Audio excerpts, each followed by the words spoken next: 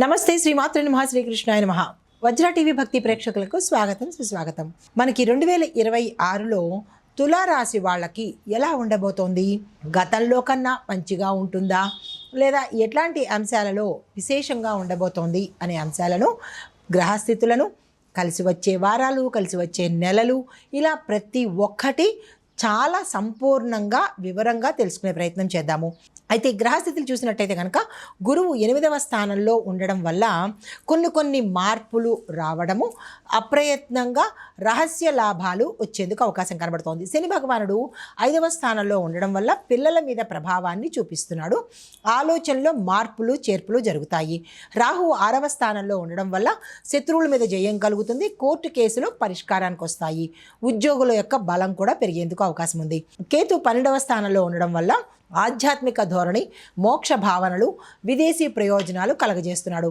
శుక్రుడు ఈ రాశికి అధిపతి అవ్వడం వల్ల 3 సార్లు మహాయోగాన్ని ఈ రాశిలో వాళ్ళకి తీసుకొస్తున్నాడు. కుజుడు ధైర్యాన్ని పెంచుతాడు, కానీ కోపాన్ని కూడా ఇస్తాడు. జాగ్రత్తగా ఉండే ప్రయత్నం చేసుకోవాలి. బుధుడు ఉద్యోగానికి, బిజినెస్కి లాభాన్ని తెచ్చిపెట్టేటట్టుగా గోచరిస్తోంది. ఇవి గ్రహస్థితులు. కలిసి వచ్చే కలర్స్ ఏంటంటే గులాబీ రంగు, వెండి రంగు, తర్వాత ఆకుపచ్చ రంగు. ఈ 3 రంగులు కలిసి వచ్చే రంగులు. అయితే లక్కీ నెంబర్స్ ఏంటంటే కనుక 6, 3, 9. డేస్ అయితే కనుక శుక్రవారము, బుధవారము ఈ కలిసి వచ్చే వారాలన్నమాట. ఈ వారాల్లో, ఈ అదృష్ట తేదీల్లో మీరు ఏ పని చేసుకున్నా సక్సెస్ అయ్యే అవకాశాలు ఉంటాయి. ఈ విషయాన్ని గమనించుకోండి. అయితే మరి విద్యార్థులకు ఎలా ఉండబోతోంది? తులారాశిలో ఉండేవారి కంటే కనుక గణితము, కోడింగు, డిజైను, ఆర్ట్సు, లా ఇవి చదివే వాళ్లకు అత్యద్భుతంగా ఉండబోతోంది. సివిల్సు, గ్రూపు, పోలీసు పరీక్షలు ఇవి రాసే వాళ్ళకి, అంటే ఎంట్రన్స్ ఎగ్జామ్స్ రాసే వాళ్ళకి కొంచెం కష్టపడితేనే మీకు సక్సెస్ అయ్యే అవకాశము, పాస్ అయ్యే ర్యాంక్ వచ్చే అవకాశము కనబడుతుంది. అయితే విదేశీ విద్య కోసం ఎవరైతే ప్రయత్నాలు చేస్తున్నారో వాళ్ళు మార్చి నెల, జూన్ నెల ఈ నెలల్లో కనుక మీరు ప్రయత్నం చేస్తే సక్సెస్ వచ్చే అవకాశం కనబడుతోంది. శని 5వ స్థానంలో ఉండడం వల్ల చదువు మీద నిర్లక్ష్యం పెంచడానికి మీకు అడ్డంకులు తెస్తాడు. ఆ విషయంలో మీరు చాలా స్టబర్న్గా ఉండే ప్రయత్నం చేసుకోండి. ట్యూటర్లు, కోచింగ్ సెంటర్లు వీళ్ళకి మంచి సమయం ఇది అని చెప్పచ్చు. అయితే జాగ్రత్తగా ఉండవలసిన సమయాలు, మాసాలు ఏంటంటే కనుక జనవరి, జూన్, జూలై, అక్టోబరు ఈ 4 నెలల్లోనూ మీకు ఎక్కువ అంతరాయాలు వచ్చేందుకు అవకాశం ఉంది.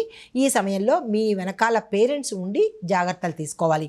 అయితే ఉద్యోగస్తులు చూసుకున్నట్టయితే కనుక ఉద్యోగంలో మార్పు కోరేవాళ్ళు, నాకు ఈ ఉద్యోగం వద్దు వేరేది చేస్తాను అని అనుకున్న వాళ్ళు జనవరి నుంచి కాకుండా ఫిబ్రవరి, మే, సెప్టెంబరు ఈ 3 సమయాల్లో కనుక మీరు ప్రయత్నం చేస్తే అద్భుతమైన విజయాన్ని, దాంతోపాటు మంచి జాబ్ వచ్చే అవకాశం కనబడుతోంది. ఐటీ రంగంలో ఉన్న వాళ్ళకి ఆన్సైట్ ఫారిన్ ప్రయోజనాలు చాలా ఎక్కువగా కనబడుతున్నాయి. ప్రయత్నాలు చేసుకోండి. తర్వాత మేనేజ్మెంటు, డైరెక్టర్లు, టీమ్ లీడర్లు ఎవరైతే ఉంటారో మీ మీద నమ్మకం పెంచుకుంటారు, కాబట్టి చాలా స్ట్రాంగ్గా పనిచేయాల్సి వస్తుంది. రాజీనామా చేద్దాము అని అనుకున్న వాళ్ళు త్వరపడి నిర్ణయాలు తీసుకోకండి. కాస్త సమయం చూసి ఫిబ్రవరి లేదా ఏప్రిల్ లేదా జూలైలో మీరు నిర్ణయాలు తీసుకోండి. అయితే రాహు 6వ స్థానంలో ఉండడం వల్ల శత్రువులు ఎంత ప్రయత్నం చేసినా కానీ మీకైతే నష్టాన్ని కలిగించలేరు. అయితే ప్రమోషన్స్ వచ్చే సమయము ఏప్రిల్, జూన్ నెలల్లో ఒకసారి అవకాశం వస్తుంది. తర్వాత మళ్ళీ అవకాశం మీకు సెప్టెంబర్లో కానీ డిసెంబర్లో కానీ వచ్చే అవకాశం ఉంది. ఈ సమయాల్ని వృధా చేసుకోకండి. ఇంకా వ్యాపారస్తులకు చూసుకున్నట్టయితే కనుక బ్యూటీకి సంబంధించి fashion, designing, medical equipments, food industry, coaching centres ఈ వ్యాపారాలు చేసే వాళ్ళకి అద్భుతమైన డెవలప్మెంట్తో పాటు లాభాలు వచ్చే అవకాశం కనబడుతోంది. కొత్త బ్రాంచ్ పెట్టుకోవాలన్నా లేదా ఇన్వెస్ట్మెంట్స్ పెట్టుకోవాలన్నా మీకు మంచి కాలం ఏదంటే మే నెల కానీ జూలై నెల కానీ, ఇంకా ముందు కానీ మధ్య కానీ పెట్టుకోకండి. ఈ 2 నెలల్లో పెడితేనే మీకు లాభాలు ఎక్కువ వచ్చే అవకాశం కనబడుతోంది. ఫలితం వల్ల మీకు పోటీదారులు ఎక్కువ మంది అవుతారు, అంటే మీ కాంపిటీటర్స్ ఎక్కువ పెరిగిపోతూ ఉంటారు. ఈ విషయంలో జాగ్రత్తలు తీసుకోండి.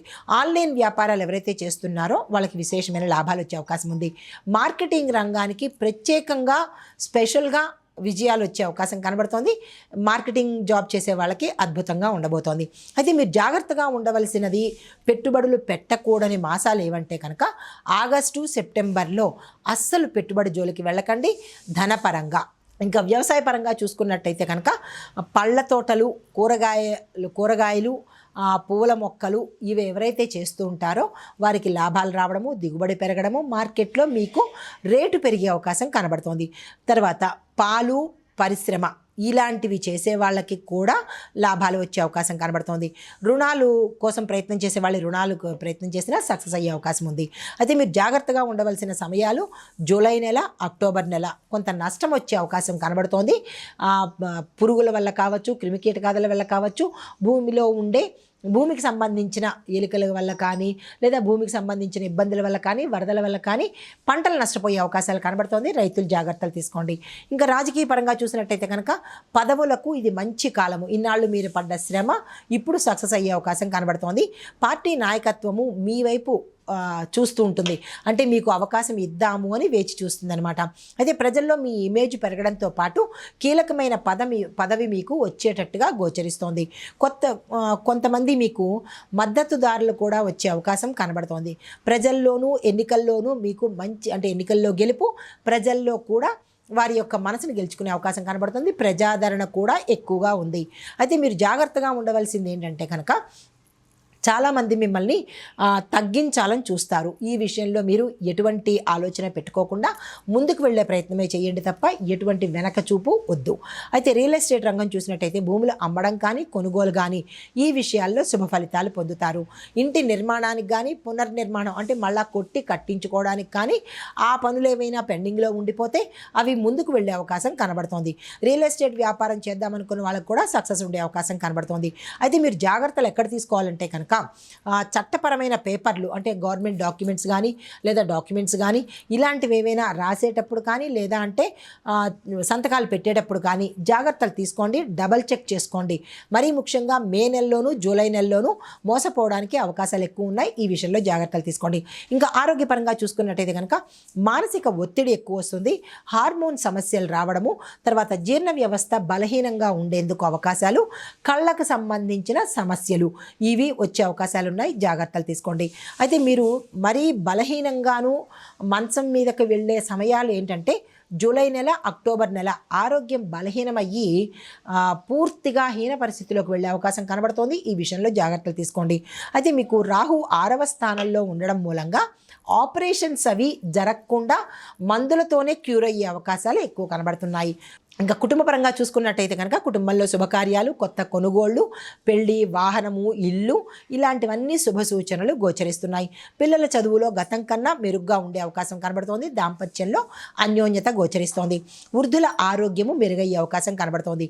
అయితే మీరు జాగ్రత్తగా ఉండవలసిన నెలలు ఏంటంటే కనుక ఏప్రిల్, జూను ఈ 2 నెలల్లోనూ మాటల తీరులో జాగ్రత్తలు పాటించుకోండి.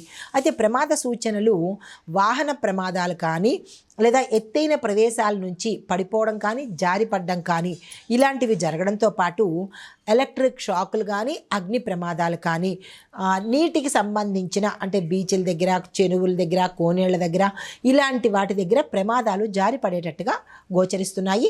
అలాంటివి ఏమైనా ఉంటే కనుక జాగ్రత్తగా ఉండే ప్రయత్నం చేసుకోండి. మరీ ముఖ్యంగా మార్చి నెలలోనూ, ఆగస్టు నెలలోనూ కొంత అప్రమత్తంగా ఉండే ప్రయత్నం చేసుకోండి. అయితే పరిహారాలు ఏంటంటే కనుక మీ యొక్క రాశికి అధిపతి శుక్రుడు కావడం మూలంగా శుక్రుడిని ఎక్కువగా ప్రసన్నం చేసుకునే ప్రయత్నం చేసుకోండి. ఓం శుక్రాయ నమః ఈ మంత్రాన్ని సాధ్యమైనంత సార్లు చదువుకునే ప్రయత్నం చేసుకోండి.